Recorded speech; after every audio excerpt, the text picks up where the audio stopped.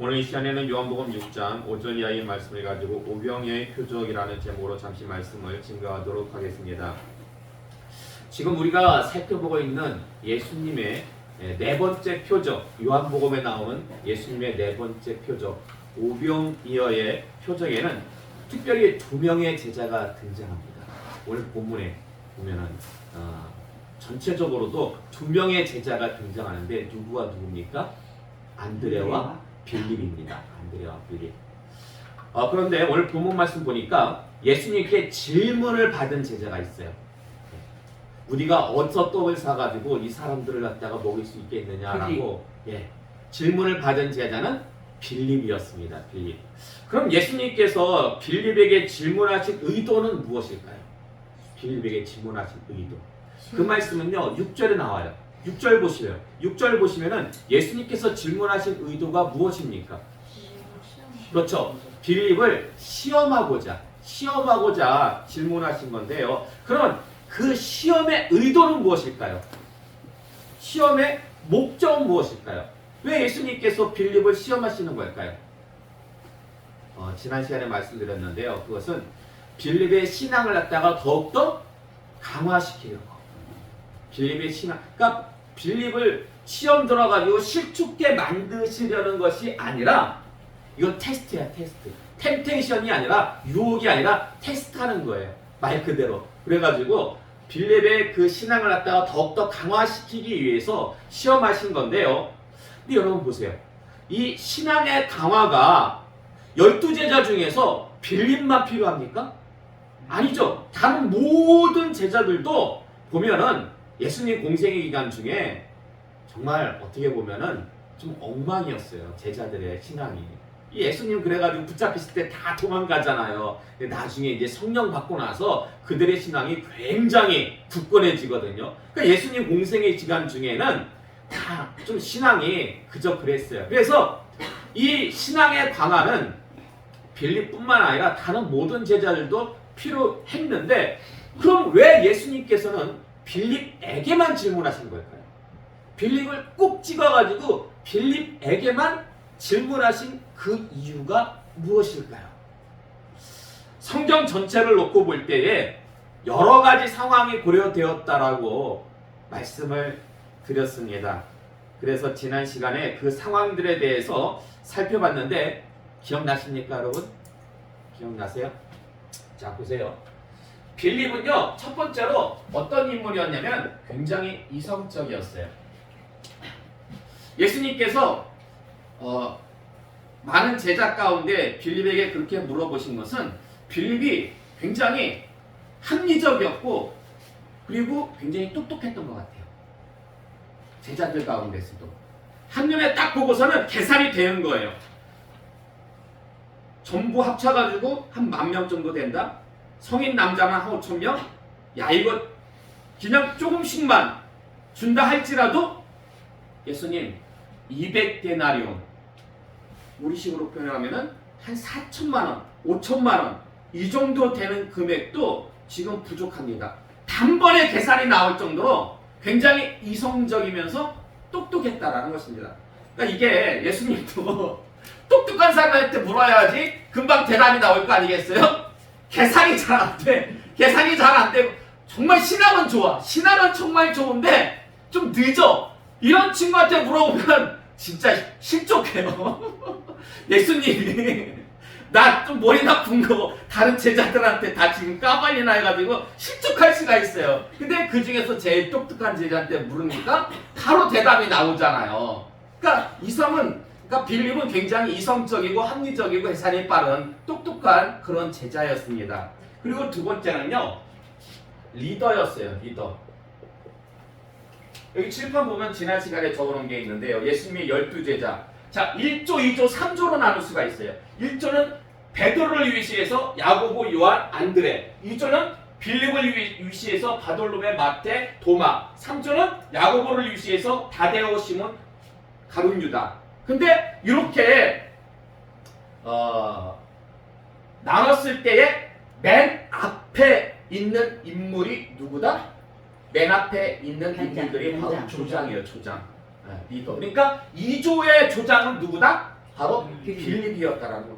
그러니까 따라서 빌립은 그냥 여러 제자 중에 한 명이 아니라 그래도 나름 그 리더의 자질이 있었어요. 아무나 시키는 거 아니잖아요. 그래도 그 안에서 리더의 자질이 있고 그리고 그만한 믿음이 있었다라는 거죠. 그렇기 때문에 빌립은 그만한 자질과 믿음이 있었기 때문에 그리고 조장이었기 때문에 특별히 예수님께서 똑똑한 빌립에게 물어봤던 거죠. 질문하셨던 거죠. 그리고 또 한 가지는 뭐냐면 고향입니다. 고향. 지금 예수님께서 가버나움에서 배를 타고 벳세다에 가셔가지고 여기서 오병이어의 기적을 행하셨는데 이 벳세다가 누구의 고향이냐? 바로 빌립, 베드로와 안드레 그리고 빌립의 고향이 바로 벳세다예요. 그러니까 빌립은 베드로랑도 굉장히 친했을 거예요. 왜냐하면 같은 동양 사람이니까. 근데 지금 거기서 오병이어의 기적이 일어나니까 그곳 시장 상황과 그곳 지리를 누구보다도 이 빌립이 잘 알고 있지 않겠습니까? 그래서 빌립에게 예수님께서 물어보신 거예요. 우리가 어디서 혹은 어떻게 떡을 사가지고 이 사람들에게 나눠줄 수 있을까? 아니 거기 한 번도 안 가본 제자한테 그런 걸 질문했을 때 그거 막막하잖아요. 근데 그곳 상황을 누구보다도 잘 아는 빌립에게 물어보는 게 당연하지 않겠습니까? 그리고 마지막 네 번째는 뭐냐면 빌립은요 상당히 지혜로웠던 인물이에요. 그러니까 머리가 똑똑한 거하고요 지혜로운 거는 좀 다릅니다. 머리가 똑똑하다는 것은 IQ적으로 봤을 때 머리가 똑똑하다는 거고 지혜롭다는 것은 삶에 있어가지고 어디서 알 수가 있냐면은 빌립의 절친이 누굽니까? 빌립의 절친. 빌립이 그 주님을 만나 뵙고 제일 먼저 전도한 사람이 누구예요? 나다나엘이에요. 그래서 그 예수님께서 둘씩 짝을 지어가지고 전도 보내실 때도 빌립의 짝은 누구다? 나다나엘이에요. 근데 나다나엘을 전도할 때 어떻게 전도하냐면 굉장히 그 지혜롭게 전도합니다. 그러니까 처음에는 가가지고 이 나다나엘이요 굉장히 율법적이고 성경에 깊이가 있는 그런 인물이에요. 그래서 처음에는 우리가 누굴 만났냐면 그 구약에서 말씀하고 있는 성경에서 율법에서 말씀하고 있는 그분을 그 메시아를 갖다가 우리가 만났다라고. 이게 논리적으로. 그러니까 지금 그 나다나의 어떤 그 주된 관심사는 이 성경 말씀이 나다나엘에 있어서는 굉장히 중요한 관심사였어요. 그래가지고 그 성경 말씀을 가지고 이렇게 접근을 해요. 그래서 호기심을 갖다가 확 일으켜요. 그러면서 뭐라고 얘기하냐면 그분은 바로 나사렛 예수다. 그러니까 이 나다나엘이요 호기심이 확 올랐다가 나사렛 예수라는 소리를 듣고서 그냥 그 호기심이 순간적으로 사그라들어. 그 이유가 뭐냐면 나사렛은요 여기 갈릴리 지역의 한 동네예요. 근데 이 갈릴리 지역은 굉장히 유대인들이 좀 천시하는 지역이에요. 이방인들과 교역을 한다고 해가지고. 그러니까 같은 유대인들이라고 할지라도 그 갈릴리 지역은 굉장히 안 좋게 야 나사렛에서 무슨 선한 것이 날 수 있겠느냐 그렇게 얘기하니까 그때 빌립이 뭐라고 얘기합니까? 일단 와서 봐. 때로는요 우리가 논리적으로 논쟁을 할 때가 필요할 때가 있어요. 근데 그 논리를 갖다가 때로는 뛰어넘는 것이 자기의 경험입니다. 내가 직접 만났다니까 그분이 확실해. 그때는 어떤 더 이상의 논리나 어떤 논쟁보다는 백문이 불여일이야. 와서 직접 한번 봐봐. 직접 확인해봐. 그래가지고 그 나다나엘을 예수님 앞으로 인도해요. 빌립이. 그래서 예수님의 제자를 갖다가 되게 합니다. 그렇기 때문에 이 빌립은 굉장히 지혜로웠던 인물이에요. 이런 모습을 놓고 볼 때에 예수님께서 왜 빌립에게 질문하셨는가 여러 가지 상황들을 갖다가 고려해 볼 때 충분히 예수님께서 빌립에게 왜 질문하셨는가에 대해서 우리가 짐작할 수가 있습니다. 자, 그리고 오병이의 표적에 등장하는 또 다른 제자가 있죠. 오늘 본문 말씀 보면은 누굽니까? 바로 안드레예요. 안드레. 근데 안드레는요, 빌립과 좀 반대되는 모습으로 등장합니다. 반대되는 모습. 어떤 면에서 반대가 됩니까? 보세요. 빌립은 예수님께 질문했으니까 질문을 받았습니까? 빌립은 예수님께 질문을 받았어요. 근데 안드레는요, 예수님께 질문했어요. 그러니까 질문이라는 차원에서 보면은 빌립과 안드레는 반대예요. 빌립은 예수님께 지금 질문을 받은 입장이고, 안드레는 예수님께 질문을 한 입장으로 오늘 본문 말씀 보면 성경에 등장하고 있습니다. 그래서 오늘 본문 9절 말씀 보시면요, 오늘 본문 9절 말씀 다시 한번 봉독할까요? 오늘 본문 9절의 말씀 함께 봉독하겠습니다. 시작. 여기 한 아이가 있어 보리떡 5개와 물고기 2마리를 가지고 있나이다. 그러나 그것이 이 많은 사람들에게 얼마나 되겠사옵나이까. 아멘. 자, 분명히 안드레가 지금 예수께 질문해요. 아무리. 근데 여러분, 이 지금 안드레의 질문이 어떤 예수님의 기적을, 예수님의 능력을 기대하는 것으로 보입니까? 아니면 이거 가지고 어떻게 될 수 있겠습니까? 어떤 불가능의 고백으로 보입니까? 불가능의 고백. 이게요, 학자들마다 이게 조금씩 틀려요. 이 주석도 틀려요. 그래서 어떤 학자는 이거는 불가능한 고백이다, 이거는. 그렇게 보는 학자들이 있는 반면에 어떤 학자는 아니다. 그렇지만은 예수님의 능력, 기적을 갖다가 신뢰하면서, 비록 부족하지만 신뢰하면서 기대하면서 했던 고백이다. 이게 의견이 이렇게 이게 비슷한 것도 아니고 완전히 이게 상반되는 의견으로 이렇게 나뉘어집니다. 이게요. 그래서 요거는요, 잠시 유보하고 먼저 안드레가 어떤 인물인지에 대해서 잠시 살펴보도록 하겠습니다. 자, 여기 칠판 보시면은 안드레가요, 몇 번째로 나옵니까? 안드레. 4번째로 나와요, 안드레가. 그러니까 이거는 마가복음에 나온 순서예요, 마가복음. 사실 예수님의 12제자 이름은요, 성경에 총 4번 나옵니다. 성경에.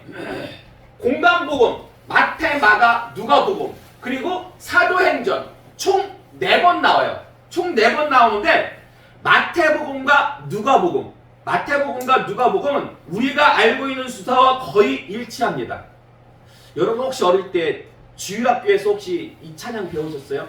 베드로와 안드레, 야고보, 요한, 빌립과 바돌로메, 도마와 마태, 알페오의 아들 되는 야고보와 시몬과 다데오와 가룟 유다라. 요 찬양 배우셨죠? 예. 근데 요 찬양, 이게 마태복음하고 누가복음은 거의 비슷합니다. 그러나 마가복음하고 사도행전은요, 순서가 좀 달라요.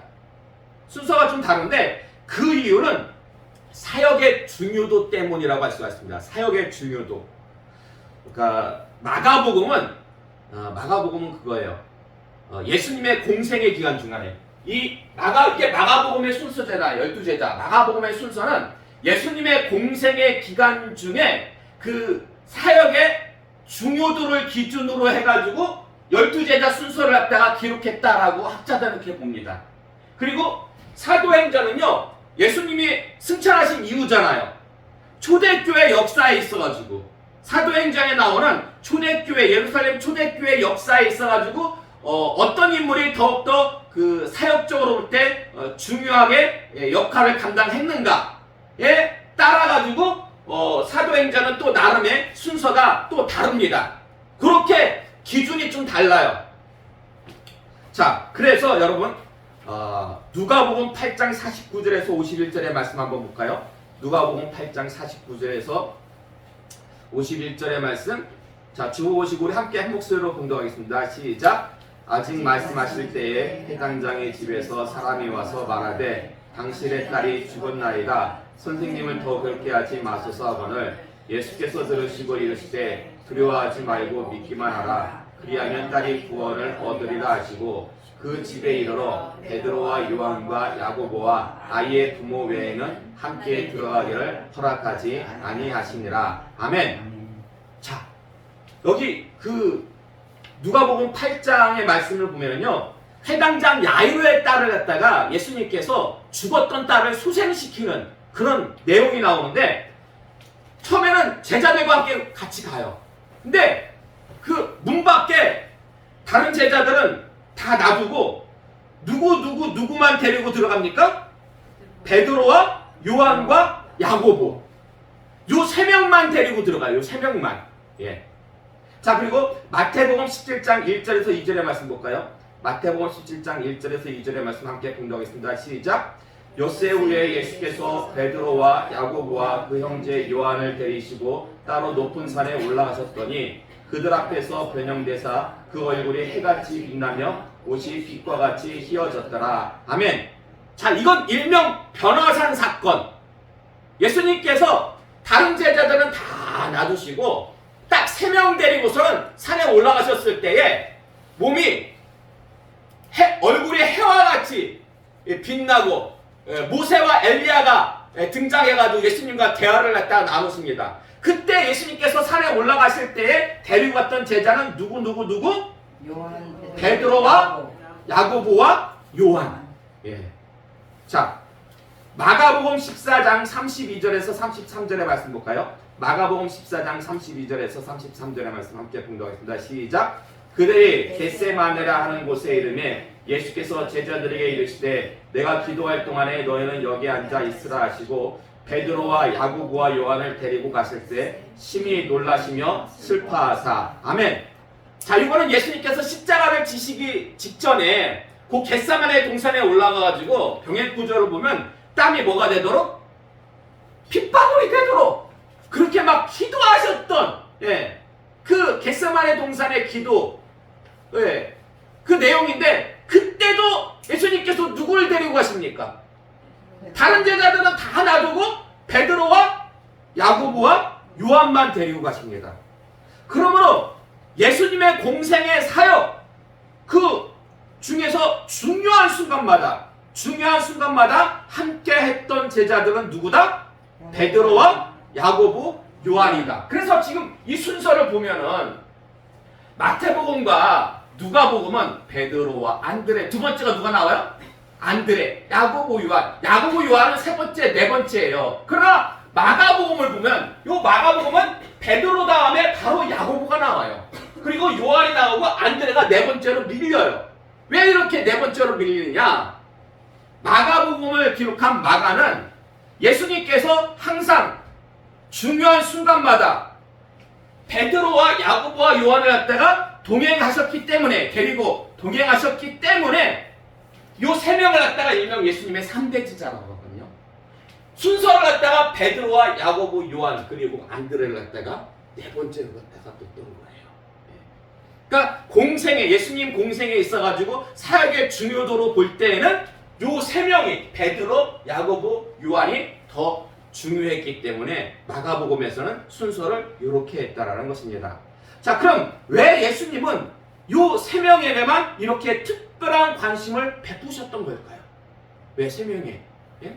베드로, 야고보, 요한을 이렇게 특별히 중요한 순간마다 데리고 동행하셨던 그 이유는 뭘까? 일반적으로 학자들은 어떻게 해석하냐면요, 이렇게 해석합니다. 베드로하고 야고보하고 요한이 아주 중요하게 쓰임 받을 것을 아시고, 이게 장차 아주 중요하게 쓰임 받을 것을 아시고 미리 훈련을 시키신 것이다. 신앙의 훈련을 갖다가 미리 이들에게 특별히 훈련을 시키신 것이다 라고 그렇게 해석을 하는데, 뭐 나름 일리는 있어 보입니다. 자, 그런데요, 요한복음 1장 35절 이하의 말씀 볼까요? 요한복음 1장 35절 이하의 말씀 주보 보시고 우리 함께 한 목소리로 공독하겠습니다. 시작.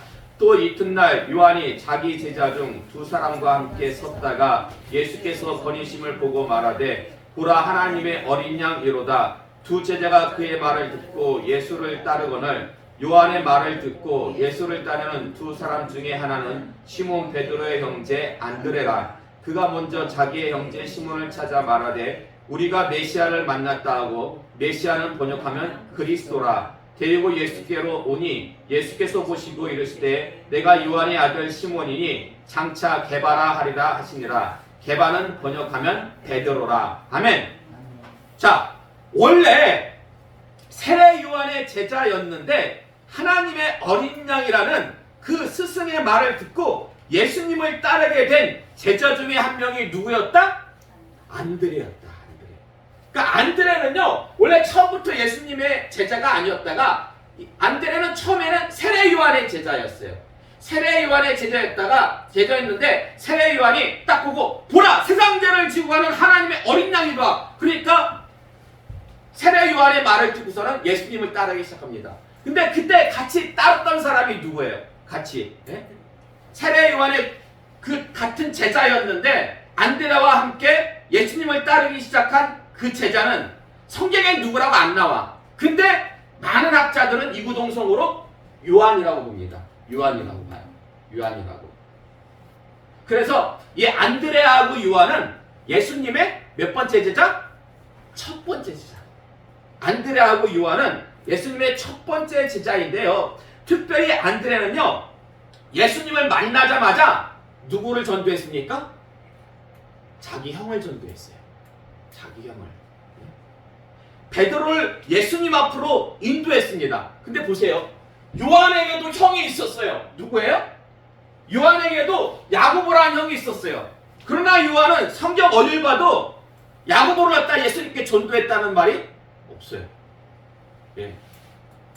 자, 그래서 무슨 말씀을 드리고 싶냐면, 지금 안드레는요, 예수님의 첫 번째 제자입니다. 안드레는 예수님의 첫 번째 제자이자 곧바로 예수님을 만나고 나서 자신의 형을 전도한 첫 번째 인물이에요. 전도의 열매를 첫 번째로 맺은 사람이 누구냐? 바로 안드레입니다. 그러나 예수님은요, 중요한 사역의 순간마다 안드레를 어찌했어요? 안드레를 제외시켰어요. 안드레를 제외시켰어요. 첫 번째 제자고, 첫 번째 전도의 열매를 맺은 사람이 바로 안드레인데, 중요한 사역의 순간마다 예수님은 안드레를 갖다가 제외시켰다라는 것입니다. 왜 그러신 걸까요? 왜 그러신 걸까요? 여러분, 만약에 여러분이 안드레라고 한다면, 여러분이 만약에 안드레예요. 안드레. 근데 여러분이 만약에 안드레인데 중요한 사역의 순간마다 예수님이 여러분을 갖다가 제외시켜. 기분이 어떻게 습니까? 아무렇지도 않아요? 아니면 약간 좀 섭섭해요? 약간 섭섭하죠. 섭섭할 수가 있죠. 인간적으로. 아니, 그래도 한 번쯤은 중요한 사역의 순간에 한 번쯤은 동행할 수 있지 않습니까? 데리고 갈 수. 남들 다른 보는 눈도 있는데, 근데 한 번은 안 데려가시네. 첫 번째 제자고, 전도의 열매를 갖다가 맺은 첫 번째 제자인데. 요한복음 12장 20절에서 22절의 말씀 볼까요? 요한복음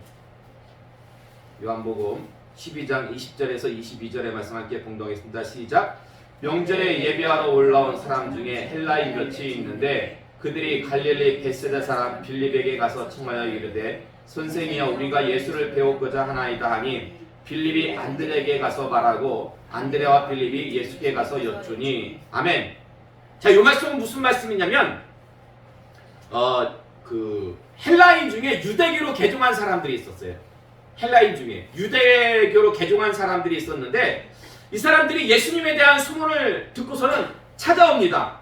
찾아와가지고 빌립에게 우리가 예수님을 좀 만나고 싶습니다 라고 그렇게 전하니까 빌립이 단독으로 결정할 수가 없어가지고 누구한테 가서 상의합니까? 안드레에게 가서 상의해요. 안드레와 상의한 다음에 그들을 예수님 앞으로 인도합니다. 자, 근데 왜 빌립은 안드레와 상의한 걸까요? 왜 그런 것 같아요? 여러분 보세요. 지금 예수님의 3대 제자는 베드로와 야고보, 요한입니다. 이게 좀 그렇지만 서열상으로 볼 때, 서열로 만약에 따진다면은 첫 번째는 베드로죠. 넘버원은 베드로예요, 수제자. 그리고 두 번째는 야고보와 요한이에요. 서열상 안드레는 몇 번째예요? 네 번째예요. 그러면은 사실 유대교로 개종했다 할지라도 이방인은 이방인이에요. 그러면 이런 사람들을 예수님 앞으로 인도할 때, 예수님을 이렇게 접견하게 할 때에 굉장히 신중하게 결정해야 되는데 그러면은 왜 빌립은 베드로나 야고보, 요한 일명 3대 제자랑 상의하지 않고 안드레랑 상의한 이유가 뭘까요? 뭐 때문일 것 같습니까? 뭐 때문일 것 같아요? 그냥 쉽게 뭐 답은 없어요. 네, 답은 없는데 좀 친했나 보죠. 근데 여러분 보세요. 빌립의 절친은 누구예요? 나다나엘이에요. 빌립의 절친은. 그러면 친했다면은 빌립이 나다나엘하고 상의해가지고 하는 게 더 어떻게 보면은 맞는 게 아닙니까? 예. 왜 빌립은 왜 안드레랑 상의를 했던 걸까요? 예.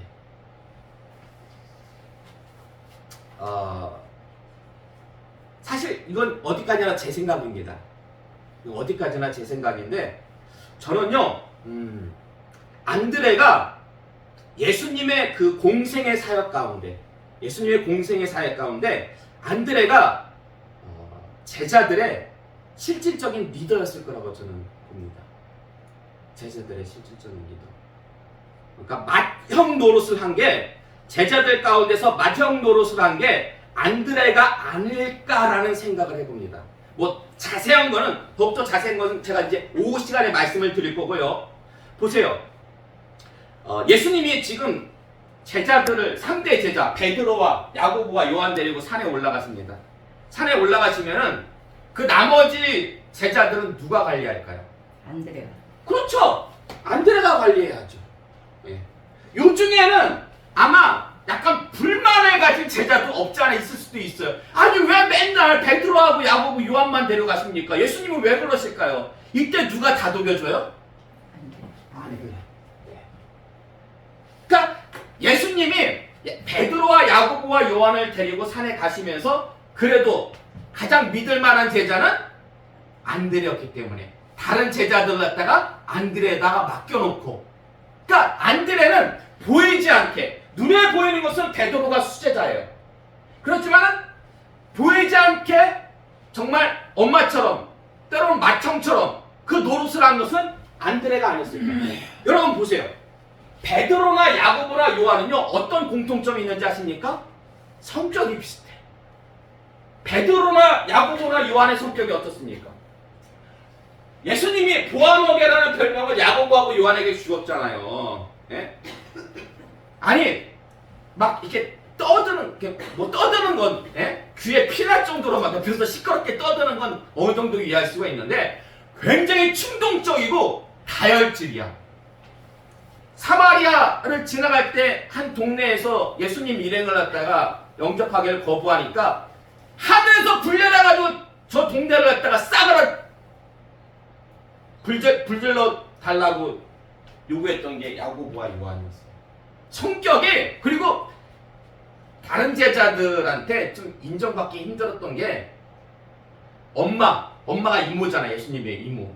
엄마를 동원해가지고 나중에 예수님께서 이 세상의 임금님이 되시면 좌의정과 우의정을 내 아들들이 되게 해주세요. 그러니까 다른 제자들이 뒤에서 뭐 지금 뭐 하는 거야 지금 막. 그러니까 야고보와 요한은 어떻게 보면은 다혈질. 그런 어떤 모습들이 있었기 때문에 다른 제자들의 어떻게 보면은 전체적인 리더로서는 좀 부족하지 않았을까. 여러분 잘 베드로도 성격이 워낙 급하지 않습니까? 급하고 다혈질이고 충동적이고 이런 사람들은 잘 이렇게 다른 사람들을 갖다가 감싸 안지를 못해요. 근데 그 역할을 갖다가 누가 안드레가 하지 않았을까? 더 자세한 거는 제가 오후 시간에 말씀을 드리도록 하겠습니다. 그래서 저는요, 예수님이 특별히 그 3대 제자 베드로와 야고보와 요한을 데리고 이렇게 자주 데리고 산에 올라가셨잖아요. 그 올라가신 이유도 그 앞으로 중요하게 쓰임 받을 것을 아시고, 물론 그렇겠죠. 베드로는 초대교회 때 있어가지고 교회 수장 역할을 했잖아요. 지도자 역할을 했고, 야고보는 제일 먼저 수비당한 사람이 야고보예요. 야고보 제일 먼저 수비당한. 그리고 요한은 가장 늦게까지 사도로서 가장 늦게까지 살면서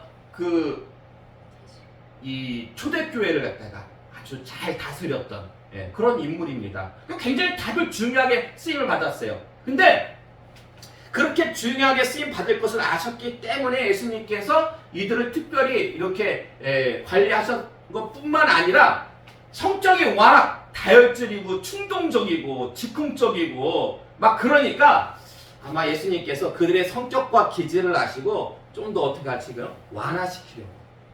완화시키려고 훈련시키고자 그 기도의 자리로 믿음의 자리로 갖다가 더불어서 인도하신 것이 아닐까라는 그런 생각을 갖다 해봅니다. 자, 이제 결론의 말씀을 드리도록 하겠습니다.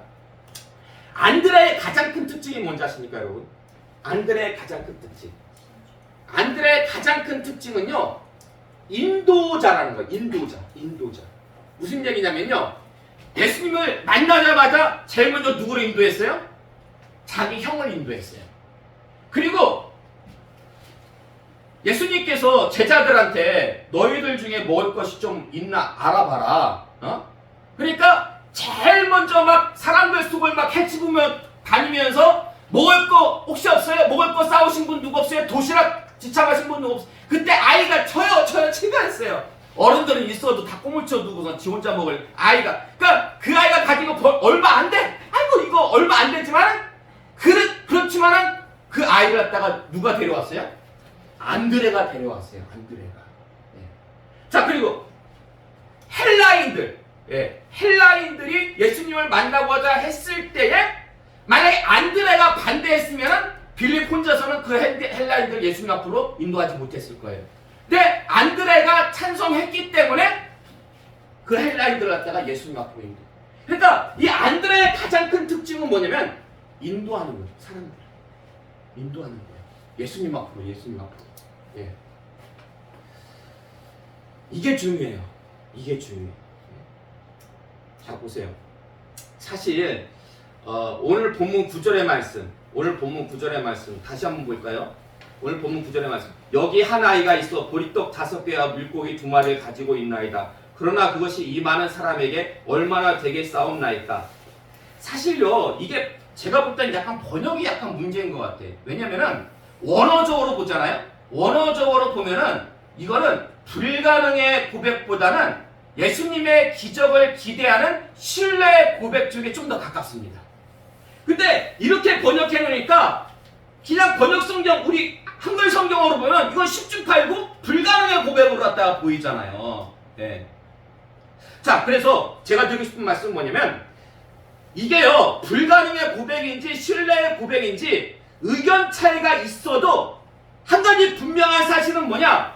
안드레가 오병이어의 그 한 소년을 예수님 앞으로 데리고 나왔다는 거. 이게 중요합니다. 보세요. 기적이 일어나든 안 일어나든 그건 주님 몫이에요. 주님 몫이야. 예? 기적을 행하시는 것은 주님 몫이에요. 예? 안 하시는 것도 주님 뜻이고 하시는 것도 주님 뜻이에요. 우리가 할 일은 뭡니까? 안드레가 할 일은 뭐예요? 안드레가 데리고 나온 거예요. 가지고 나온 거예요. 마찬가지로 우리도 기적이 일어나든 안 일어나든 그거는 하나님 몫이고 우리가 할 일은 안드레처럼 하나님 앞으로 데리고 나오는 거예요. 하나님 앞으로 가지고 나오는 거예요. 예? 그럼 하나님께서 가장 좋은 때에 가장 좋은 곳으로 그 문제들을 해결해 주실 줄로 믿습니다. 아멘. 따라서 이 시간 나오신 여러분요, 이거 뭐 얼마나 되겠어. 아마 제자 중에는 혹시 그런 제자도 있었을지 모르겠어요. 예, 아마 그 한 소년을 오병이어의 그 한 소년을 다른 제자가 먼저 혹시 봤을지도 모르겠어요. 근데 그 제자는 딱 보고서 너 얼마큼이나 있니? 막 저 있어요. 이거. 야, 그거 보리떡 5개하고 그 물고기 조그만한 거 2마리 가지고 야, 그냥 집어쳐. 그냥 너나 먹고 말아. 지나쳤을 수도 있어요. 다른 제자는 보잘것이 없다고. 그러나 안드레는요 그렇지 않았다니까요. 예. 안드레는 일단 예수님 말씀을 순종해가지고 크든 작든지 간에 그걸 가지고 나왔어요. 예. 그러니까 여러분도요, 문제가 해결이 될지 기적이 일어날지 안 일어날지 해결이 안 될지 걱정하지 마시고 일단 여러분 할 일은 가지고 나오는 거예요. 예수님 앞에. 예? 그리고 다 맡기시기 바랍니다. 내가 걱정한다고 될 일이 있습니까? 맨날 걱정만 하게. 안 돼요. 어차피요 여러분, 우리는 죽어봤자 뭐다? 죽어봤자 우리 천국이에요. 그렇잖아요. 예수님 믿는데 우리 죽어봤자 천국이에요. 좀 이런 깡이 있어야 돼. 이런 담대함이 있어야 돼. 죽어봤자 천국이다. 죽어봤자 천국이다. 다 맡기시기 바랍니다. 다 맡기시고, 하나님께서 응답하시면 하나님께서 응답하시는 대로 여러분 따르시기 바랍니다. 그럼 반드시 좋은 결과가 있을 것입니다. 안드레 그 어떻게 보면은 정말 우리가 볼 때는 보잘것없는 순종이지만 그게요 5,000명을 10,000명을 먹이고 남았다니까요. 그렇기 때문에 정말 여러분이 가지고 나온 어떤 비록 보잘것없어 보여도 작고 사소한 것이라 할지라도 가지고 나왔을 때 그것을 통해서 정말 하나님의 놀라운 오병이어와 같은 그런 기적을 다 체험하시는, 그래서 그것을 또한 체험만 했다고 좋은 게 아니에요 여러분. 그거 간증해야 돼요. 간증해요. 하나님께 살아계십니다. 내가 믿는 하나님께 살아 역사하십니다. 그런 체험하시고 간증하시는 복된 여러분 다 되시기를 주님의 이름으로 축원합니다. 아멘.